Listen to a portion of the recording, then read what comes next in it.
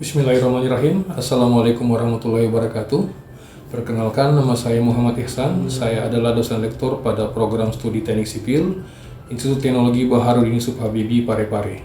Saya memperoleh pendidikan sarjana Teknik Sipil dan Magister Teknik Transportasi dengan kekhususan bidang rekayasa perkerasan jalan.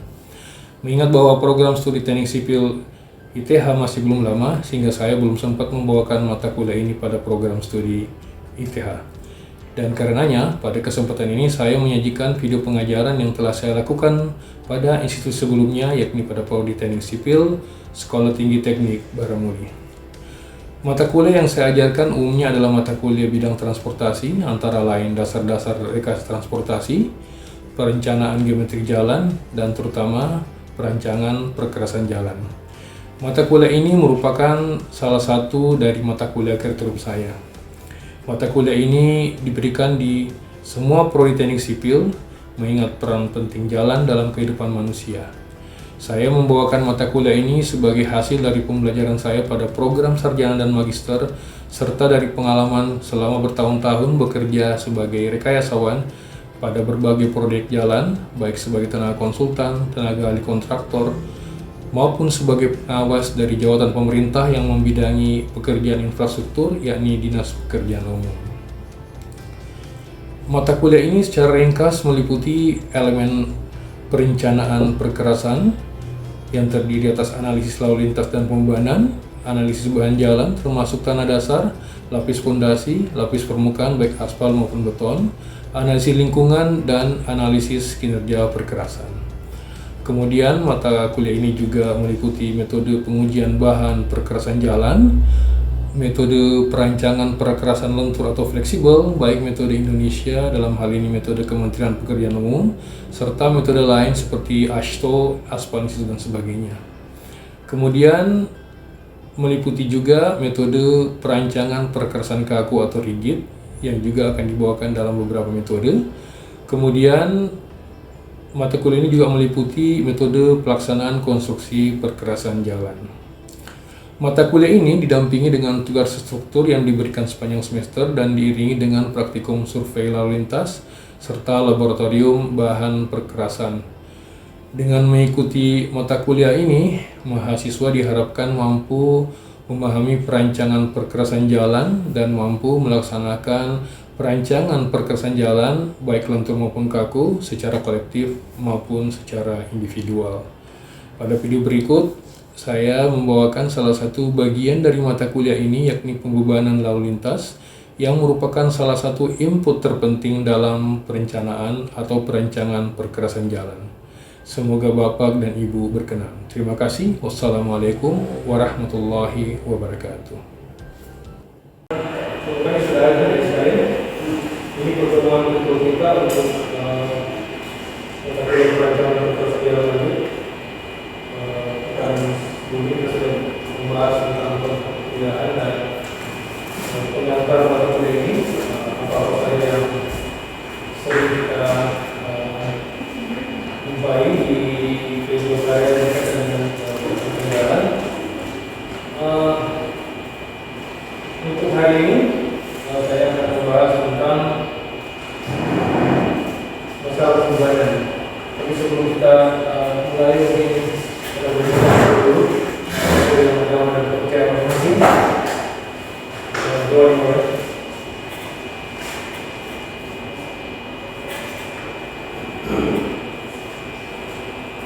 Doa selesai. Alhamdulillah. Untuk selanjutnya saya akan masuk ke materi mata kuliah ini dengan pembebanan perkerasan jalan. Tapi mungkin saya akan menggambarkan dulu sedikit. Tahu mana bisa saya menjelaskan?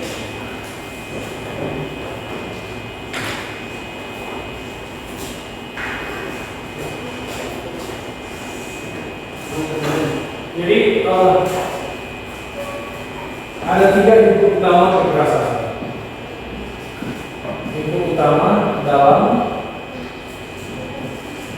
desain perkerasan. Pekan lalu sudah kita singgung masalah ini. Apa 3 input utama itu? Yang pertama adalah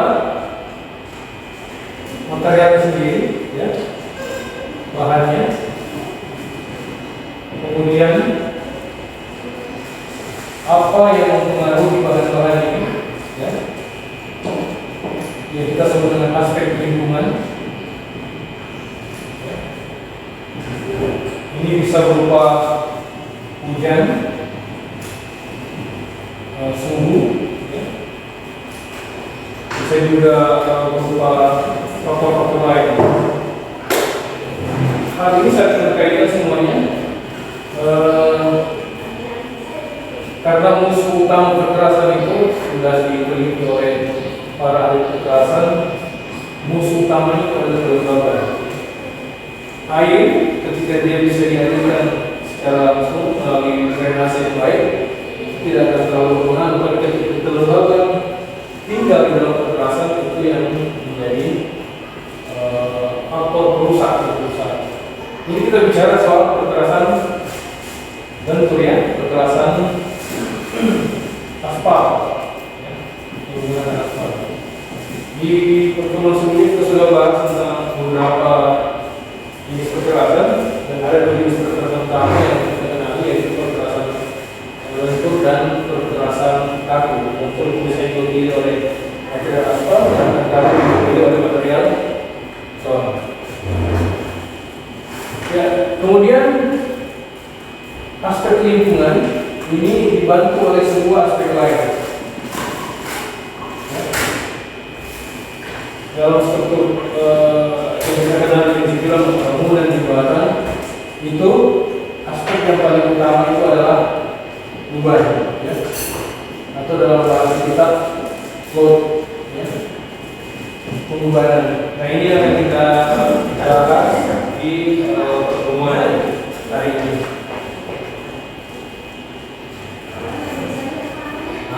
Oke.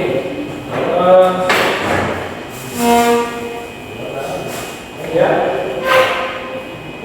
Nah, saya mau tambahkan bahwa ketiga input ini, bahkan beban, kemudian lingkungan, itu ada dalam sebuah bingkai yang kita sebut dengan failure criteria atau kriteria kegagalan.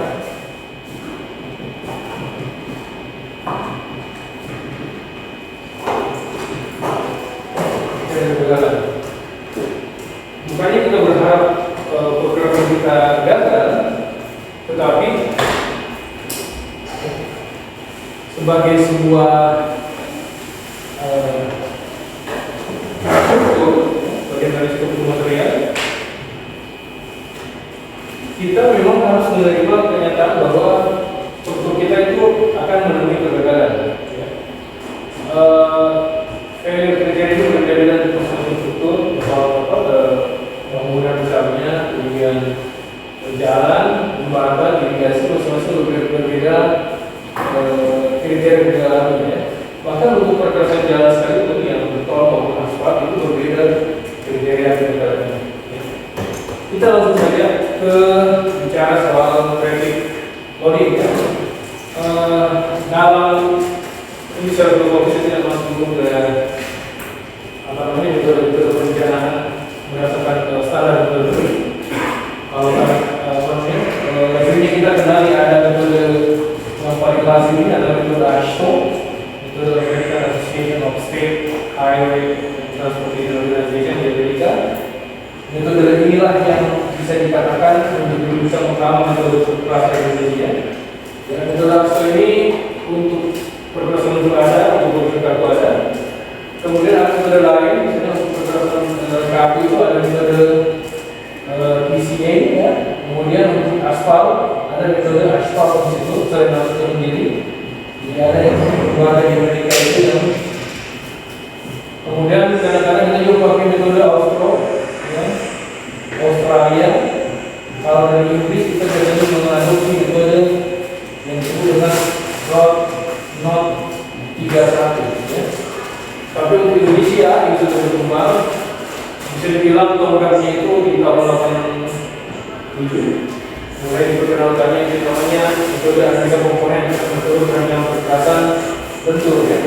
Kemudian ada metode baru yang rencana penambahan bukan sekian tahun, tapi sekian kali ya. Tapi karena beberapa kali itu ada dalam rentang waktu sekian tahun, makanya biasanya kita menggunakan kriteria negara ini didampingi dengan yang disebut dengan, pernah dengar istilah ini, umur rencana. Ya.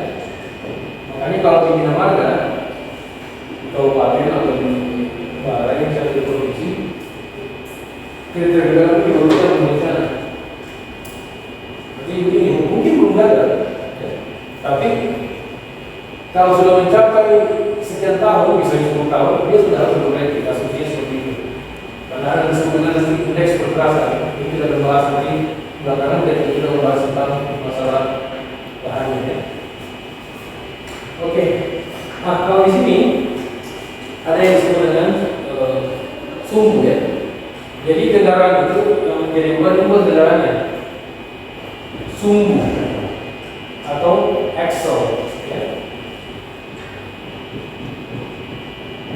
Kalau bahasa lokalnya kita bisa bilang garda, sebenarnya kita bilang ganda ya. Kalau di sini ganda. Nah, sumbu ini di mana kalau ini di konversi, kendaraan dikonversi menjadi sumbu. Jadi ada mobil itu misalnya. Ya, sumbunya ini satu, di sini satu, berarti satu contoh. Ada juga mobil, ya, di sini satu. Jadi ini bisa dipotong, yang 3 ton, yang 3 ton, yang 3 ton, yang 3 ton. Banyak kira-kira. Nah ini yang akan kita hitung. Kalau kita mau melakukan langkah pertama yang akan dilakukan adalah survei lalu lintas.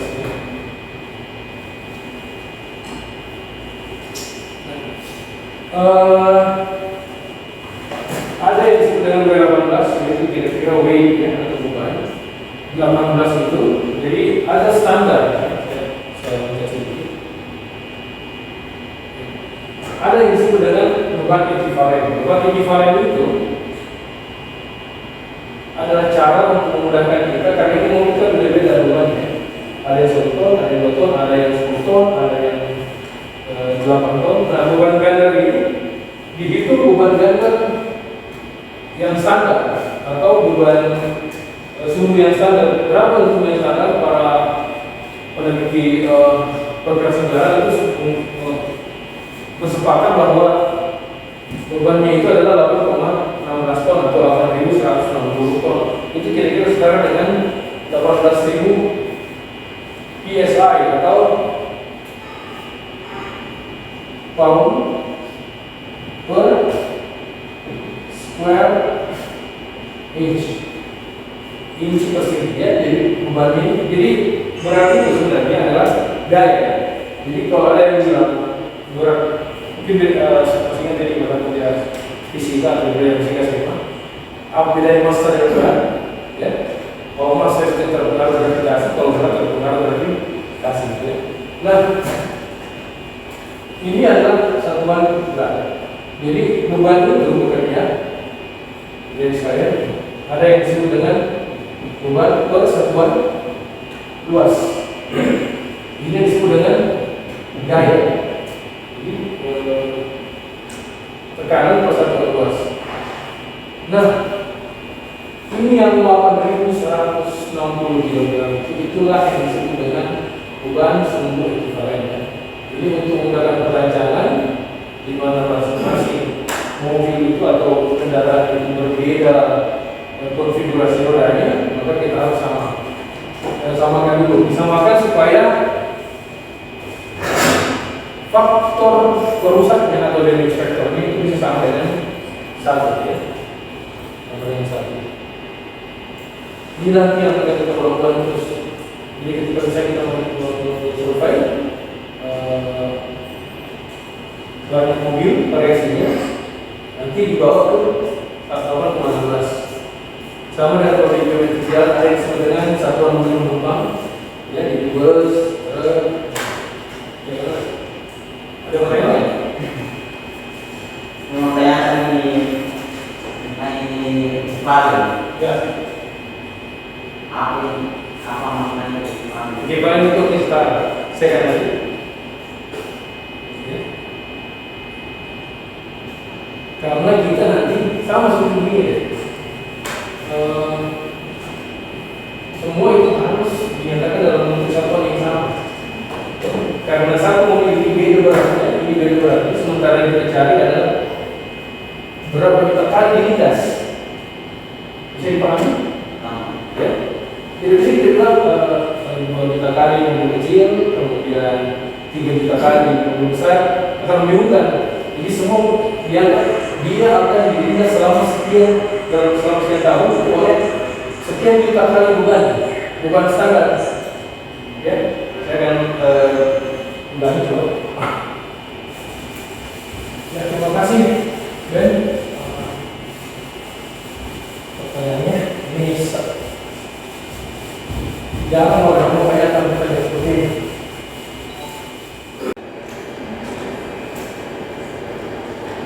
Lulus resiliensi. Di progres ini kita akan masuk ke sisi kali ini. Saya tidak akan ada yang disebut dengan modulus resiliensi, yaitu modulus yang menunjukkan ketegaran atau kekuatan sebuah bahan ketika mendapatkan beban yang dihitung berdasarkan berapa besar tegangan yang kembali. Jadi kalau ada beban, itu dibebani, beban dilepas, apa ini? Diberikan beban lagi, beban dilepas dengan begini. Kamu mesti beban dilepas, mobil lewat. Ya, jadi kalau ada jalan masuk di sini, ini tujuan kita.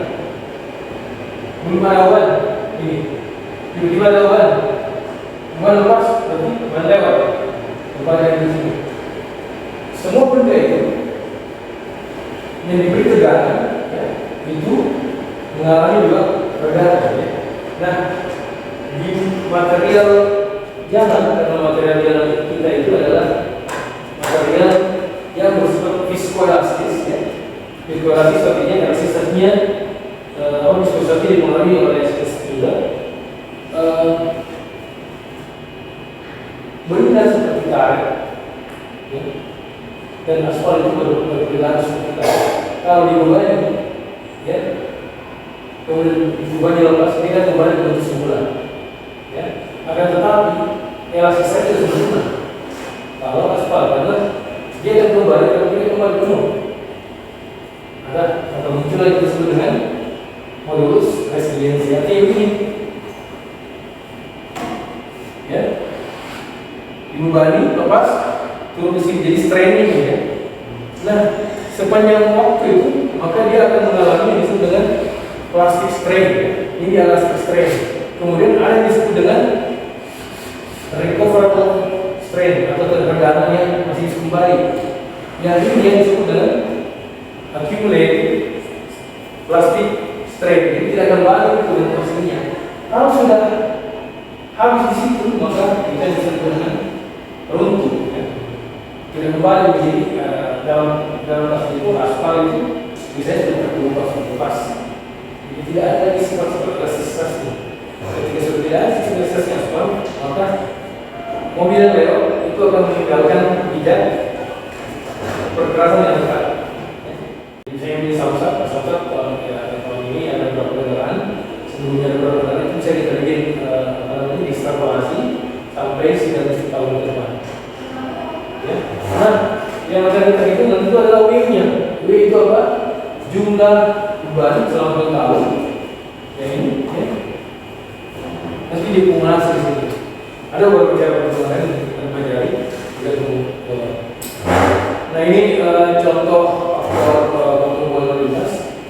5 tahun, 10 tahun dan seterusnya. Ya.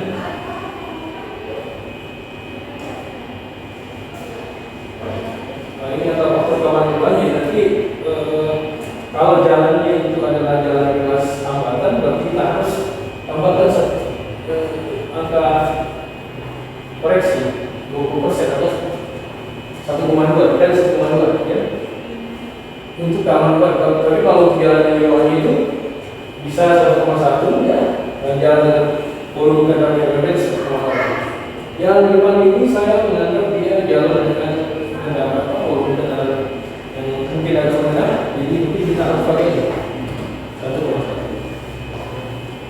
Ya. Nah, ada sebuah penelitian bersama dengan kalau ini untuk perkerasan aku. Kita itu adalah kendaraan niaga. Ya, bagaimana cara mensurveinya? Beda untuk kendaraannya niaga, untuk perkerasan aku yang itu. Kalau perkerasan itu kita itu semua kendaraan, mobil, ya biar mobil kecil. Kalau kendaraan perkerasan aku itu kita itu yang besar. Pertanyaannya bagaimana kalau komposit? Komposit itu kabel di bawah, di atasnya jalan lagi, betul. Kita ambil contoh, jadi kita pengen ada, berarti kita menganggap dia itu perkerasan kaku yang dilapisi dengan reinforce perkerasan tentu. Jadi warna hijau. Oke, metode yang kita gunakan itu masih metode lama, metode pencucian lalu lintas dengan cara manual ya. Tetapi manual ini bisa kita gali. Bahkan kalau Anda harus menghitung dengan lurus, ya. Ini periode surveinya. Itu dengan lurus seperti ini, ya. Ini dengan lurus. Berapa mil lewat? 1, ya, dan seterusnya. Saya menggunakan seperti ini, sebagai counter. Ini kadang-kadang kita digunakan kalau orang itu pakai tinggi-tinggi.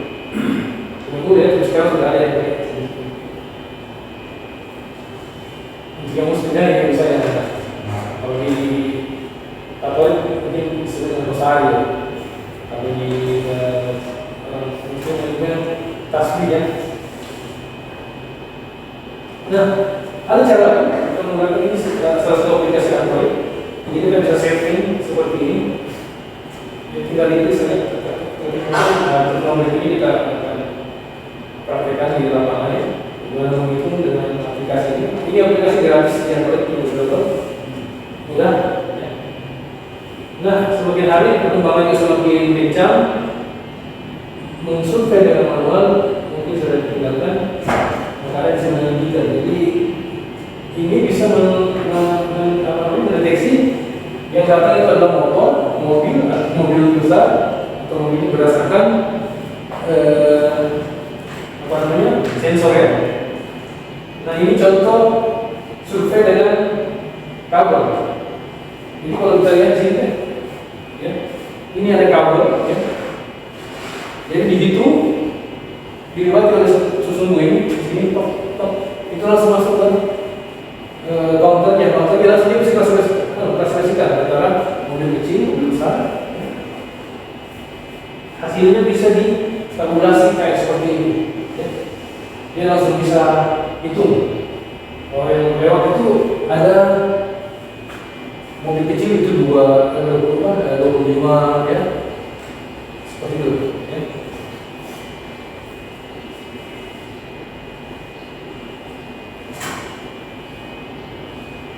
Ada juga metode counting itu menggunakan kamera. Ini dengan bantuan AI ya. Jadi dia bisa melihat yang ada itu adalah mobil besar.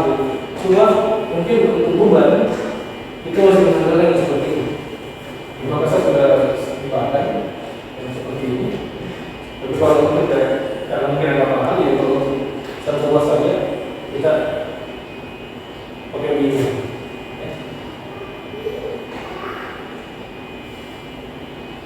Ini contoh mungkin sampai di sini penjelasan saya. Kita akan selanjutnya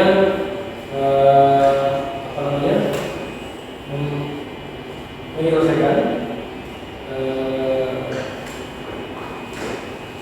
tugas untuk menghitung secara, tapi saya tidak akan menggunakan dari ini. Kita akan survei di luar. Ya. Selanjutnya kita akan coba bagaimana menghitung supaya pengalaman juga kalau misalnya di lapangan ditanya. Jadi bisa langsung kerja di mana ya? Survei itu salah satu kejadian banyak di Garuda, terutama ada lagi, bukan berasa tapi ada lagi itu mampu semua bangunan, maupun bed, hotel, segala macam restoran itu kita ada lagi kalau di kota ya. Biasanya sih bisa membawa juga. Nanti kita akan hitung supaya kita bisa. Bahkan sebelumnya saya ada pertanyaan, kan? Ya? Atau kan ada yang mau tanyakan? Silakan. Saat ini Oke, terima kasih. Jadi untuk mata kuliah hari ini saya tutup. Ini sudah nanti dihafalkan ya. Hafalkan. Karena bagi supir, sumbu tunggal, sumbu badan, sumbu trader. Dan ada trader ya. Sekiranya terima kasih atas perhatian Anda sekalian. Saya cukupkan mata kuliah ini. Untuk hari ini, assalamualaikum warahmatullahi wabarakatuh.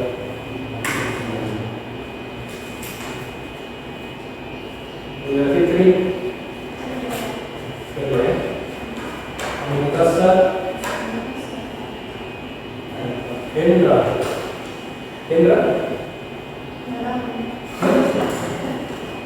Renki, Minto, Amin. Sudah tahu bingung saya bilang kalau kamu ini mir, gimana?